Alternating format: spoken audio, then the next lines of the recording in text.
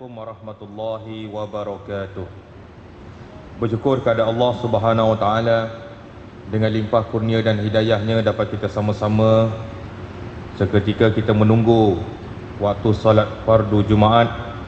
Marilah kita mendengar sedikit peringatan-peringatan yang telah Allah firmankan di dalam Al-Quran, juga peringatan-peringatan yang telah disampaikan oleh Rasulullah sallallahu alaihi wasallam melalui hadis-hadisnya.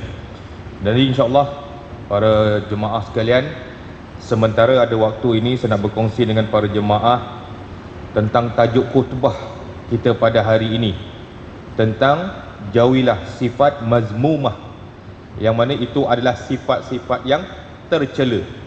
Tuan-tuan rahmati Allah, sifat tercela ataupun sifat mazmumah itu salah satu sifat tentang akhlak manusia yang mana terbahagi kepada dua. Satu mahmudah, iaitu akhlak yang terpuji, dan satu lagi mazmumah, akhlak yang tercela. Tapi kalau kita ingat, tuan-tuan rahmati Allah, akhlak ini Allah nyatakan dalam Al-Quran sebelum kejadian Nabi Adam lagi. Sebelum kejadian Nabi Adam, Allah telah menyatakan tentang akhlak manusia yang memang akhlak manusia ni akhlak yang buruk. Allah berfirman dalam surah Al-Baqarah ayat ke-30, wa iz qala rabbuka lil malaikata inni ja'ilun fil ardi khalifah, ilal akhir hayat. Yang bermaksud, Allah berfirman kepada malaikat, wahai malaikat, aku ingin menjadikan seorang khalifah yang akan duduk di atas muka bumi. Kemudian malaikat mengatakan kepada Allah, ya Allah, adakah engkau ingin menjadikan khalifah yang suka lakukan bunuh-membunuh, melakukan kemungkaran, melakukan kesyirikan dan ingkar kepada perintahmu ya Allah, sedangkan kami para malaikat sentiasa bertasbih kepadamu. Kemudian Allah berfirman, wahai malaikat, aku mengetahui apa yang kamu tidak ketahui. Ini bermakna sebelum kejadian Nabi Adam lagi telah dinyatakan di dalam Al-Quran, akhlak manusia adalah akhlak yang buruk, suka lakukan bunuh-membunuh, melakukan kemungkaran, tidak patuh kepada perintah Allah. Ini dinyatakan di dalam Al-Quran. Dan ketahuilah, Rasulullah sallallahu alaihi wasallam bersabda, Rasulullah menyatakan barang siapa yang mempunyai akhlak yang mulia, akhlak yang baik, dia adalah amalan yang paling berat timbangannya di hari akhirat kelak. Rasulullah sallallahu alaihi wasallam bersabda, ma min syai'in yudha'u fil mizani asqalu min husnil khuluqi wa inna sahibul husnil khuluqi la yaqluru bihi darajata sahibi shaumi was shalah. Yang bermaksud, tidak ada sesuatu amalan yang jika diletakkan di atas timbangan Allah di hari akhirat lebih berat daripada akhlak yang mulia. Dan sesungguhnya barang siapa yang berakhlak mulia, Allah angkat darjatnya setanding dengan darjat-darjat orang-orang yang melakukan solat, dan Allah akan angkat darjatnya setanding dengan orang-orang yang melakukan puasa. Rupa-rupanya akhlak yang mulia ini adalah timbangan paling berat pada sisi Allah. Sebab itu dinyatakan dalam khutbah pada hari ini, jauhilah sifat mazmumah, jauhilah sifat yang tercela. Kerana kalau kamu dapat menjauhinya, kamu akan mendapat seperti mana orang yang berakhlak mulia, dan itu adalah timbangan yang paling berat. Dan kalau kita lihat dalam kitab Makarim Al-Akhlaq karangan Syekh Syahid Al-Uttamin, dia kata akhlak yang mulia ni ada 6. Daripada 6 dipecahkan kepada 2. 3 antara kita dengan Allah, 3 lagi antara kita dengan manusia. Antara kita dengan Allah ada 3 akhlak yang perlu kita jaga. Antara kita dengan manusia pula ada 3 akhlak yang perlu kita jaga. Jadi keseluruhan dia 6.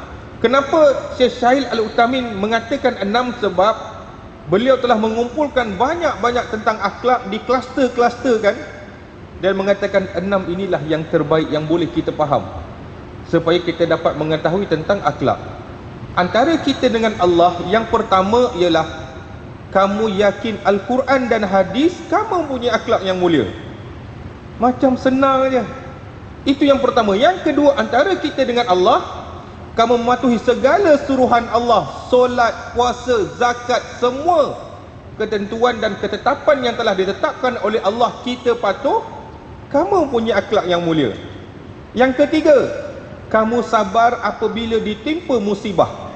Apabila seseorang ditimpa musibah, kita sabar dan kita berjaya mengharunginya tanpa kita merungut, kamu mempunyai akhlak yang mulia. Itu di antaranya kita dengan Allah. Kemudian antara kita dengan manusia ada 3 akhlak yang perlu kita jaga. Pertama, Syekh Syahid Al-Utamin mengatakan antara kita dengan manusia, yang pertama, kamu bersabar daripada mengganggu orang lain. Maknanya orang yang berakhlak mulia ni, dia tidak akan kacau orang. Dia akan menjaga dirinya dan tidak akan sedikit pun menyakiti hati orang lain. Sama ada daripada segi perbuatan, percakapan dan lain-lain. Itu antara orang yang berakhlak mulia. Yang kedua, antara kita dengan manusia ialah kamu balas kejahatan itu dengan kebaikan. Orang buat jahat dengan kita, kita balas dengan kebaikan. Kalau kamu dapatlah membuat perkara ini, kamu mempunyai akhlak yang mulia. Dan yang ketiga, antara kita dengan manusia ialah kamu senyumlah selalu apabila berjumpa dengan orang-orang lain. Jadi senyuman adalah satu akhlak.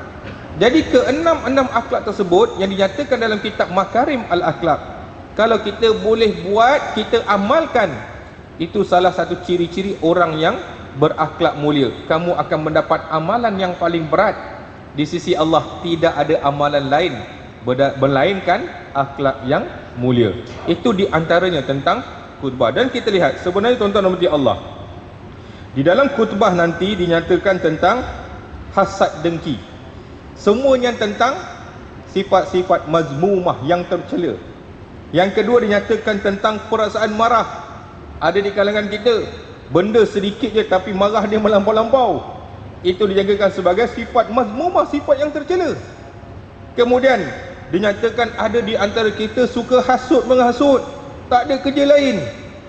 Asal boleh dia hasut, sampai orang bertelagah, dia akan bergembira dengan apa yang dia lakukan. Kemudian dinyatakan tentang sifat sombong. Di antaranya ada di antara kita sifat sombong, jumpa dengan orang lain tak layan, kemudian tidak mahu bercampur dengan orang lain, hanya mementingkan diri sendiri. Ini yang dinyatakan di dalam isi kandungan khutbah yang akan disampaikan sebentar lagi. Dan lain-lain ialah tentang sifat menjaga mulut kamu daripada apa? Mengumpat fitnah. Jadi itu di antaranya. Tuan-tuan dan puan Allah, saya nak relatekan dengan tajuk kita dengan satu lagi kitab wasiat Imam Ibnu Qudamah. Di dalam kitab wasiat Imam Ibnu Qudamah, dia meletakkan ada 4 amalan. Yang mana 4 amalan ini atau 4 perkara ini, kalau kamu lakukan ketika mana kamu sedang beramal, beribadah kepada Allah, Allah hapuskan amalan kamu. Penat dia tuan-tuan kita beribadah, penat kita beribadah. Pertama, Imam Ibnu Qudamah menyatakan ketika mana kamu sedang beramal dan beribadah kepada Allah, dalam masa yang sama kamu ada sifat riak, Allah hapuskan amalan kamu. Yang kedua, ketika mana kamu sedang beramal dan beribadah kepada Allah, dalam masa yang sama kamu ada sifat ujub, Allah hapuskan amalan kamu. Yang ketiga, ketika mana kamu sedang beramal dan beribadah kepada Allah, dalam masa yang sama kamu kutuk kawan-kawan sebelah kamu, kamu hina, kamu keji, kamu umpat, kamu fitnah, Allah hapuskan amalan kamu walaupun berada di dalam hati kamu dan belum dizahirkan lagi. Allah hapuskan amalan kita.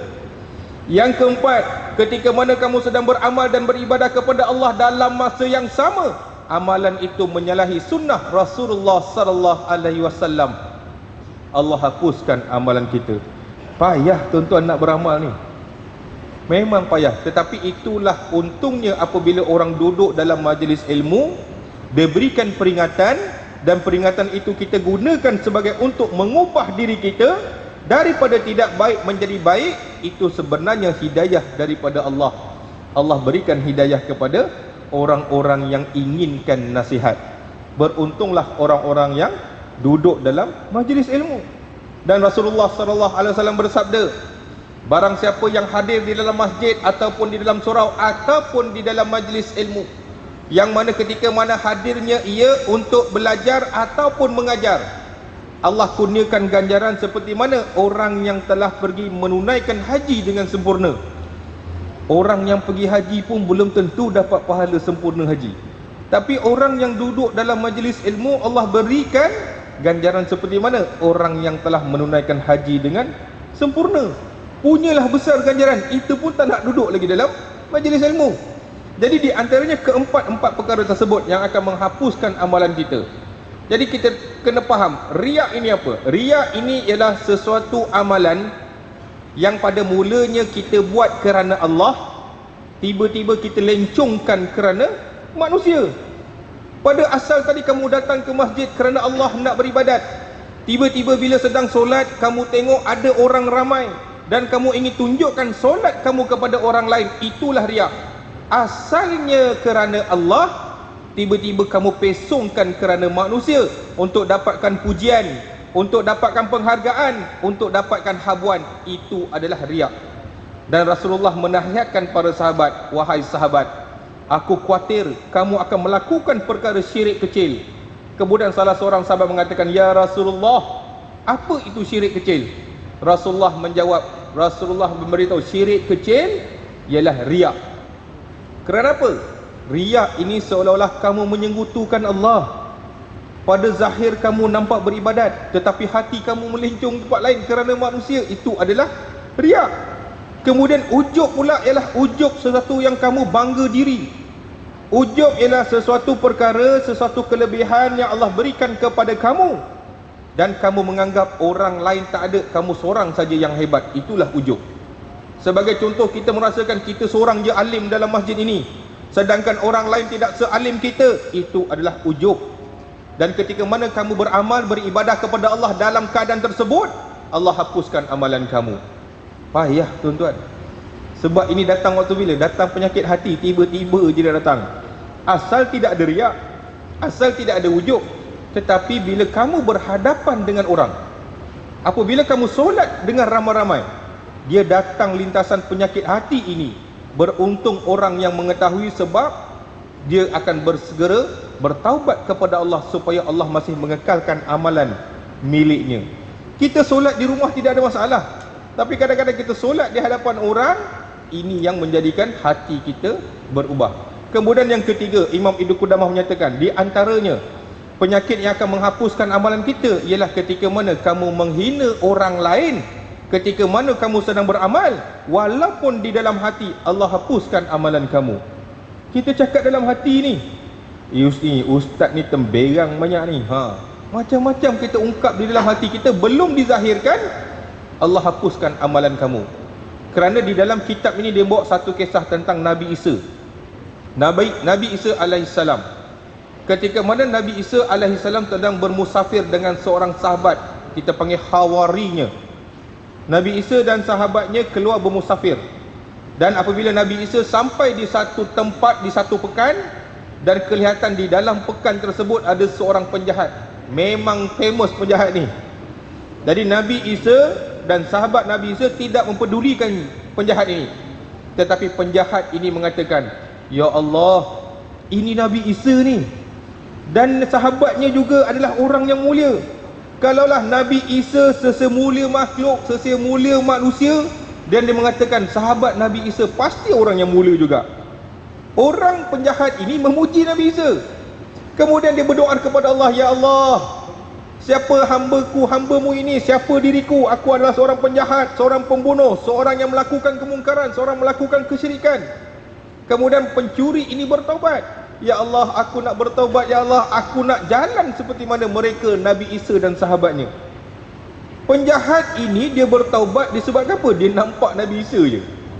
Dan apabila penjahat ini bertaubat, penjahat ini cuba mengikut di belakang Nabi Isa. Apabila dia nak berjalan, dia mengatakan, ya Allah, diriku hina, aku tak layak berjalan bersama mereka, tetapi aku ingin berjalan juga. Dia ikut jalan jauh. Pencuri ini jalan daripada jauh, dia mengikut di belakang Nabi Isa tapi jalan jauh. Ketika dalam perjalanan, sahabat Nabi Isa, dia berkata di dalam hatinya, kerana apa? Dia ternampak pencuri di belakangnya. Sahabat Nabi Isa mengatakan, siapakah celaka di belakang aku ni?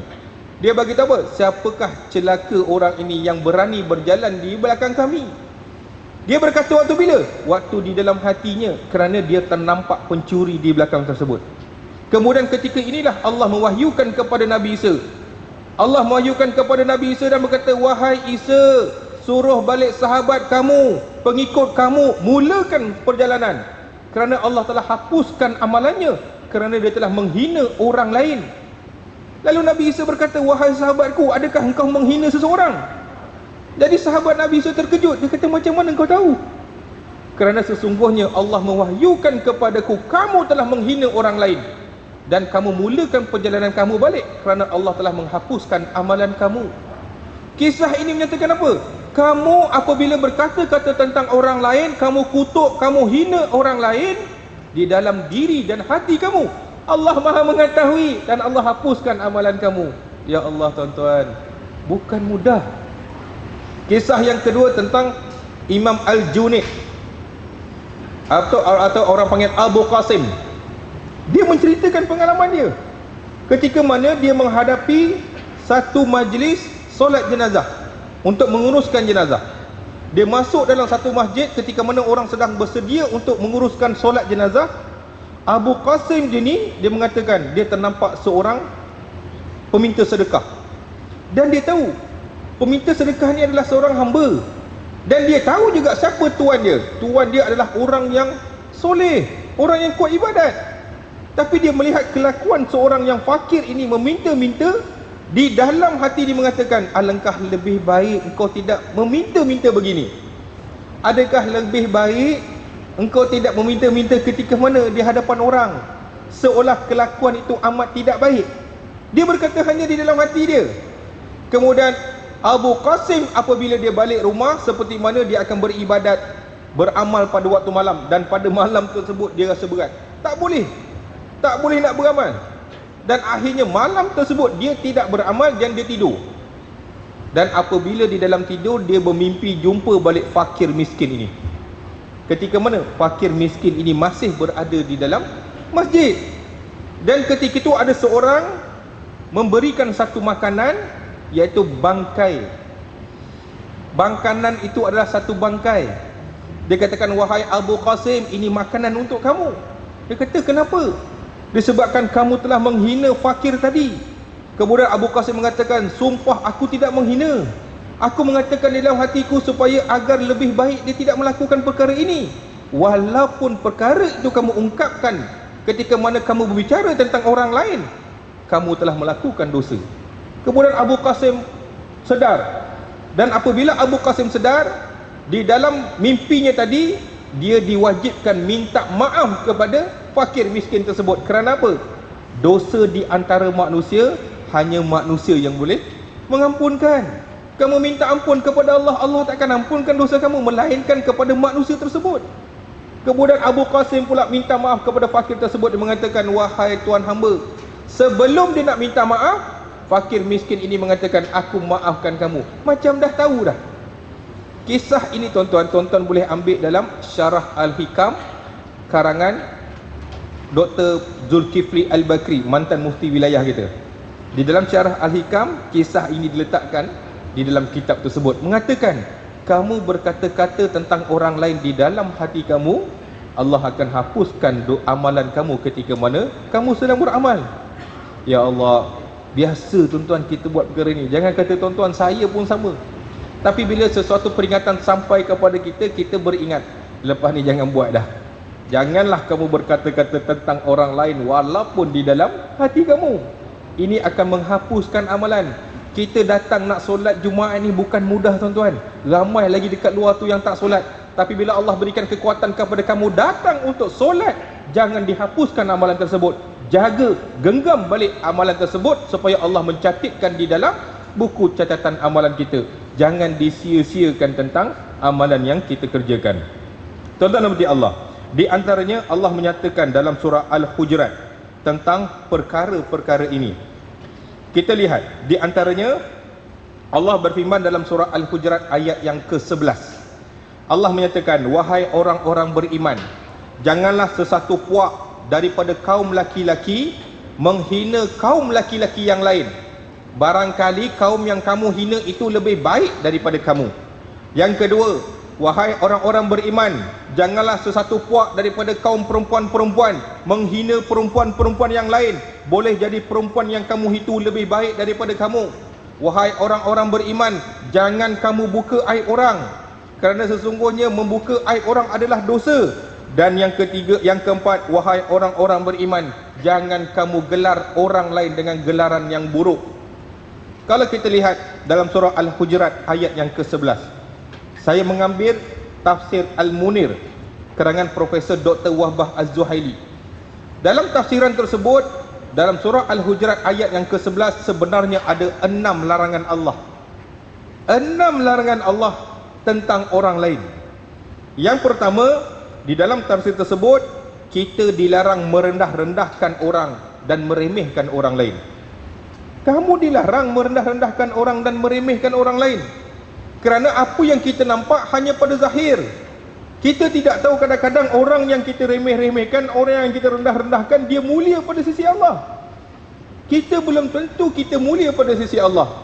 Sebab itu Rasulullah SAW bersabda, janganlah kamu menghina orang-orang miskin, yang mana pada ketika itu kamu melihatnya tidak sempurna, padahal pada satu hari nanti kemungkinan orang yang miskin yang kamu hina itu, apabila dia berdoa kepada Allah, Allah makbulkan, sedangkan kamu ini Allah tak makbulkan doa kamu. Kadang-kadang kita hina orang, kita meremeh-remehkan orang, tetapi pada sisi Allah, Allah terima doa dia. Kita yang punya handsome, punya smart, yang punya solat 5 waktu tak putus-putus, Allah tak terima doa kita. Padahal orang yang kamu remeh-remehkan itu Allah terima doa. Siapa yang sepatut dihina? Kita patut dihina, bukan orang lain. Jadi kadang-kadang kita lihat pada zahir, nampak orang itu seperti mana tidak sempurna, jangan kamu remehkan orang tersebut, kerana boleh jadi doa orang tersebut diterima Allah, sedangkan doa kita tak makbul-makbul pun. Jadi kalau kita merasakan begitu, kita lagi hina daripada orang tersebut. Itu yang pertama. Yang kedua, larangan Allah di dalam surah Al-Hujurat ayat yang ke-11, mengikut tafsir Al-Munir, yang kedua ialah dilarang kamu mencela dan memperolok-olokkan orang. Kita duk main-mainkan orang, kita duk gelak, kita ketawa, kita buat lawak, kita memperkecilkan orang, kita olok-olok ke orang, itu adalah dilarang. Kerana apa? Ketika mana kamu memperolok-olokkan orang, sebenarnya kamu telah menyakiti hati orang lain. Sebab Rasulullah SAW bersabda, orang yang beriman itu diibarat satu tubuh yang sama, dan apabila salah satu anggota badannya sakit, anggota badan lain juga akan terasa. Sebab itu ada pepatah Melayu mengatakan, cubit peha kiri, peha kanan terasa. Lebih kurang macam itulah. Rasulullah bagi tahu kita ni sebagai salah satu tubuh yang teguh. Salah satu anggota tubuh badan sakit, anggota lain akan sakit. Maksudnya apa tuan-tuan? Sekiranya kamu memperolokkan orang lain akan terasa. Sebab itu dilarang kamu memperolok-olokkan. Kalau boleh kita jaga semua hati di antara kita. Itu yang kedua. Yang ketiga, larangan menyebut nama yang tidak baik ataupun gelaran yang tidak baik. Mentang-mentang orang hitam kita panggil dia Pak Tam. Jangan kamu menggelarkan gelaran yang tidak baik, kerana panggilan ini adalah dilarang, dilaknat oleh Allah. Seperti mana kisah Bilal, ketika mana Abu Zar duduk bersama-sama Bilal, dan ketika itu Abu Zar dengan Bilal ni ada sedikit perselisihan faham. Kemudian bila Rasulullah sampai, Rasulullah mengatakan, wahai Bilal, sudah masuk waktu kamu laungkan azan. Ketika Bilal naik ke satu tempat yang paling tinggi untuk melaungkan azan, Abu Zar mengatakan, inilah anak lelaki wanita hitam. Memang ibu Bilal gelap dan Bilal juga gelap, tetapi gelaran Abu Zar menggelar Bilal, inilah anak lelaki wanita hitam. Ketika mana Rasulullah mendengarnya, Rasulullah beritahu, wahai Abu Zar, telah dikurangkan takaran, telah dikurangkan amalan kamu dengan gelaran yang kamu telah gelar kepada Bilal. Dan sesungguhnya pada sisi Allah, yang dekat dengan Allah adalah berdasarkan keimanan dan ketakwaan manusia, bukan gelaran, bukan pangkat, bukan darjat, bukan harta yang kamu ada. Yang dekat dengan Allah adalah berdasarkan keimanan seseorang. Jadi kalau kita lah tuan-tuan, kita menggelarkan orang tersebut, susah, kita kena minta maaf balik dengan orang tu. Ni dosa yang banyak pun belum tentu kita boleh hapus, tambah lagi dengan dosa lain. Dosa di antara manusia, kamu kena minta maaf dengan manusia. Gelaran tu kita bagi memang kadang-kadang kita nak bergurau, orang lain gelak, tetapi mangsa tersebut sakit hati siapa yang tahu. Sebab itu larangan yang ketiga, jangan kamu gelarkan dengan gelaran yang tidak baik. Kemudian yang keempat, larangan berburuk sangka. Sebab itu Allah berfirman, ya ayyuhallazina amanu tanibu katsiran minaz-zan. Wahai orang-orang beriman, jauhilah prasangka. Sesungguhnya prasangka ini adalah sedusta-dusta perkataan. Prasangka adalah dosa. Kita ni kadang-kadang berprasangka. Orang itu buat sesuatu perkara, dia mengatakan pada ketika itu perkara itu adalah betul, tapi kita berprasangka orang ini sesat. Kadang-kadang jangan kamu berprasangka kepada orang lain. Prasangka ini dah dosa dah. Prasangka ini dah mendatangkan dosa. Sebab prasangka ini tidak ada fakta. Prasangka ini tidak ada maklumat yang tepat. Prasangka ni tiba-tiba datang dan kita menterjemahkan ikut suka kita je. Jadi jangan kamu berprasangka. Itu larangan yang keempat. Larangan yang kelima ialah diharamkan tajassus. Tajassus ini apa tuan-tuan? Mencari kekurangan orang lain. Tak ada kerja betul, dia duduk ramai-ramai, dia bukan cari, dia pandang seorang-seorang apa kekurangan orang, dia mencari macam dia tak ada kekurangan. Ada tuan-tuan, ada di kalangan kita. Sebab itu Allah nyatakan dalam Al-Quran, diharamkan kamu bertajassus, iaitu janganlah kamu mencari kekurangan orang lain ataupun mencari aib orang lain. Sebab itu Rasulullah bagi tahu, apabila kamu menampak aib orang lain, kamu nampak aib sahabat kamu, kamu nampak aib kawan kamu, jadikanlah aib tersebut sebagai panduan kita. Sebab di antara Muslim yang lain adalah sebagai satu cerminan. Kita nampak dia buat kelakuan tidak senonoh, kita nampak dia buat kelakuan yang tidak baik, menjadi cermin kepada kita untuk kita berubah. Bukan kita menambah-nambahnya. Memang perangai dia macam tu, jangan kita tambah-tambah. Sebab apabila kamu mencari kesalahan, kekurangan orang lain, ini perkara yang dilaknat oleh Allah Subhanahu wa taala. Dan yang keenam ialah diharamkan perbuatan ghibah. Ghibah ni apa tuan-tuan? Ghibah ni ada dalam khutbah nanti. Ghibah ini ketika mana Rasulullah SAW bersama sahabat, Rasulullah bertanya, atadghuna ma'al ghibah? Apa itu ghibah? Kemudian sahabat Rasulullah menjawab, ya Rasulullah, kami tak tahu. Yang mengetahuinya hanya Allah dan Rasulnya. Kemudian Rasulullah beritahu, ghibah ialah sesuatu perkara yang mana kamu bercerita tentang orang lain. Kita duduk dua orang, kita menceritakan tentang orang lain yang mana orang itu tidak suka, itu adalah ghibah.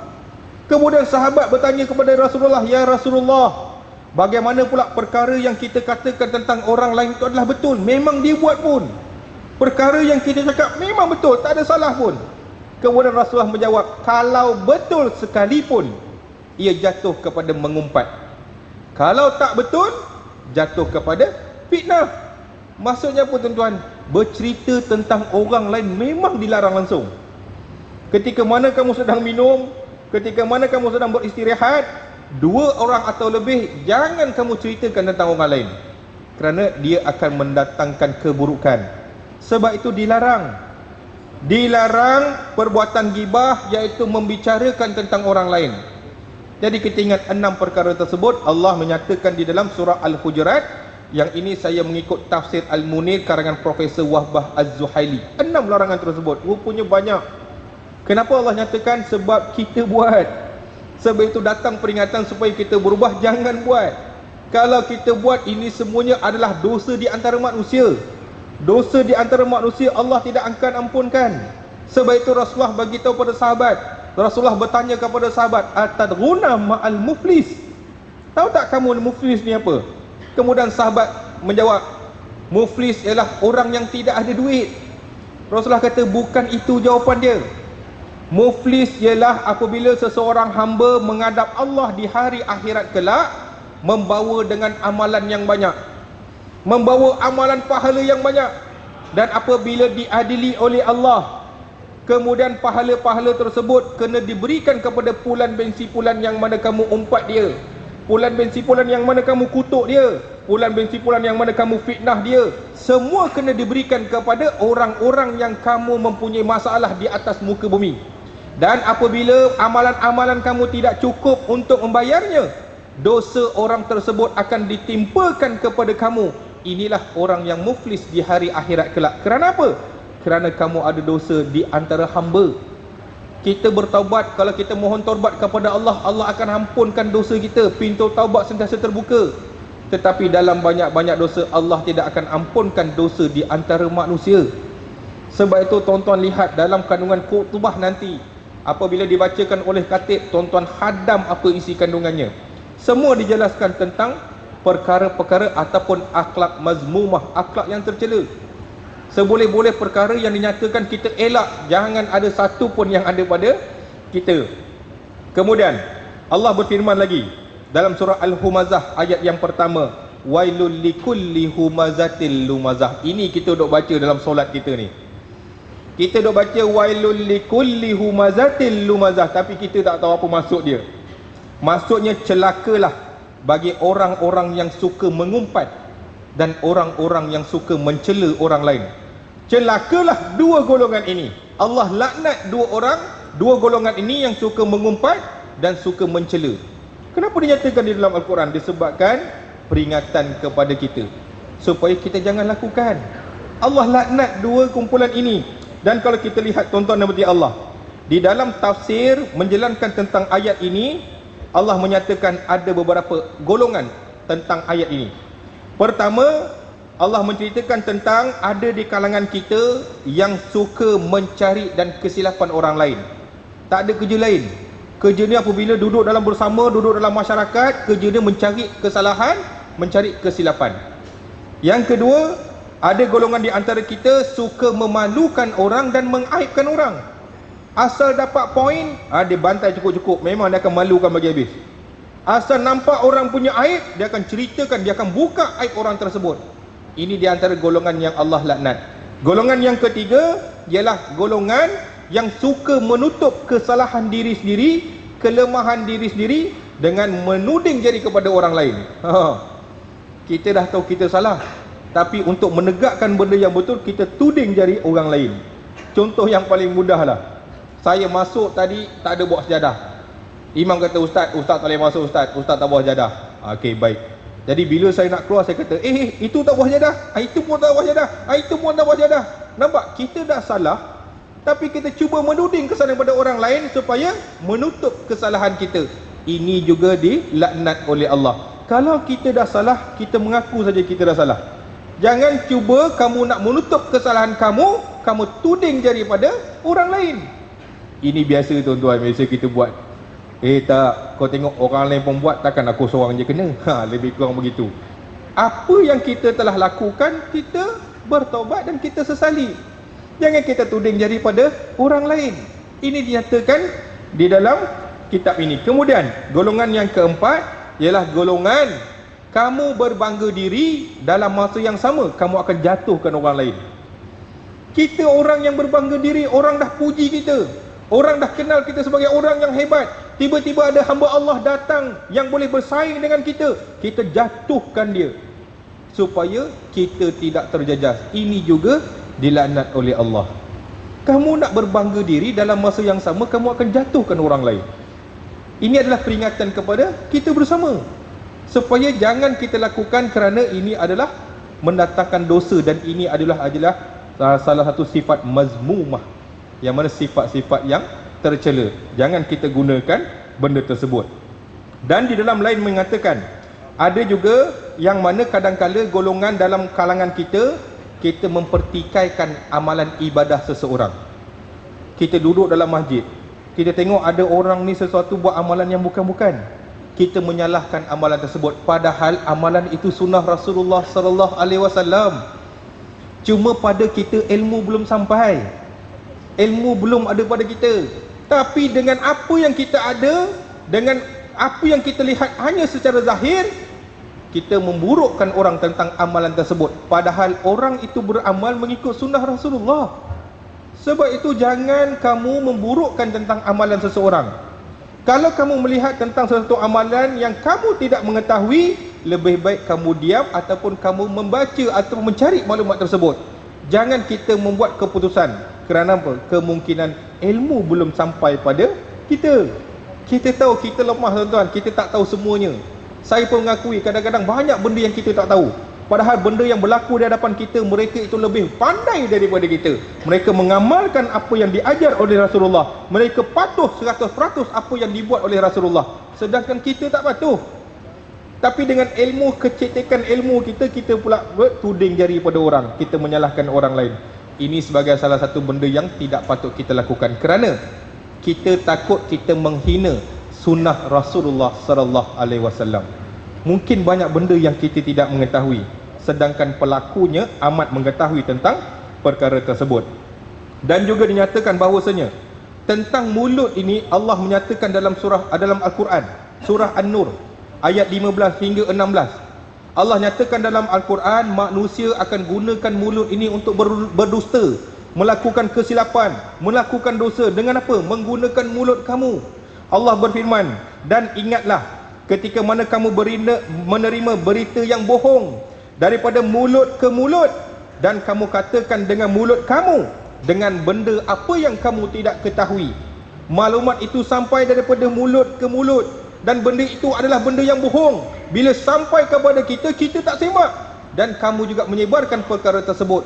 Kamu telah melakukan dosa menggunakan mulut kamu. Sebab apa Allah nyatakan dalam Al-Quran? Sebab kita buat. Sebab itu peringatan. Bila dinyatakan di dalam Al-Quran, jelas benda itu adalah dilarang. Kemudian dinyatakan bahawa sesungguhnya Abu Sa'id Al-Khudri radhiyallahu anhu berkata, Rasulullah sallallahu alaihi wasallam bersabda, ketika anak Adam bangun pada waktu pagi daripada tidurnya, seluruh anggota tubuh akan memberikan peringatan kepada lidah. Wahai lidah, taatlah kamu kepada Allah. Sesungguhnya kami semua anggota-anggota badan berpandukan kepada kamu. Kalau kamu melakukan dosa, kami akan menerima padahnya. Maksudnya apa tuan-tuan? Setiap pagi anggota-anggota tubuh akan memberikan peringatan kepada lidah. Wahai lidah, taatlah kamu kepada Allah. Takutlah kamu melakukan dosa. Kerana apabila kamu melakukan dosa, kami pada tubuh anggota lain akan menerima nasib yang sama. Rupa-rupanya itulah. Dan kalau tuan-tuan lihat dalam kitab Ibn Qayyim Al-Jauzi, dalam satu kitab yang dikarang oleh Ibn Qayyim Al-Jauzi, dikatakan bahawasanya antara dosa-dosa manusia yang dilakukan oleh seseorang manusia dimonopoli oleh mulut kamu. Maksudnya dalam dosa banyak-banyak kita lakukan, dimonopoli adalah dosa daripada mulut kamu. Jadi dosa mulutlah paling banyak. Itu semua dinyatakan di dalam kitab Ibn Qayyim Al-Jauziyah, bahawasanya kita kena menjaga. Sebab itu dalam khutbah dia menyatakan, jangan kamu hina orang, jangan kamu sombong, jangan kamu dengki, jangan kamu bercerita pun tentang orang. Kerana semua perkara ini akan menghapuskan amalan kamu.